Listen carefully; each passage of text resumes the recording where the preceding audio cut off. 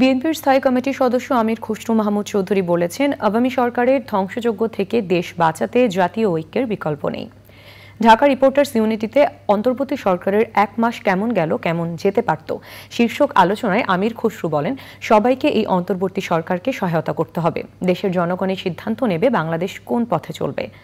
জাতীয় প্রেস ক্লাবের সামনে প্রতিবাদ সভায় বিএনপির ভাইস চেয়ারম্যান শামসুজ্জামান দুদু নেতাকর্মীদের ধৈর্য ধরে শৃঙ্খলা বিরোধী কাজ থেকে বিরত থাকার আহ্বান জানিয়েছেন।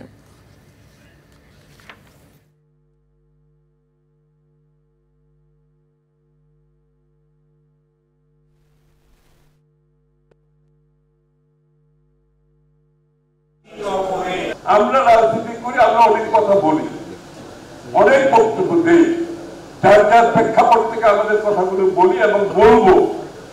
কিন্তু বটম লাইন হচ্ছে, শেষ কথা হচ্ছে, আজকের অন্তর্বর্তীকালীন সরকারকে ঐক্যবদ্ধভাবে জাতীয় ঐক্যের মাধ্যমে আমাদেরকে সমর্থন করে এই কাজগুলো সম্পন্ন করতে হবে।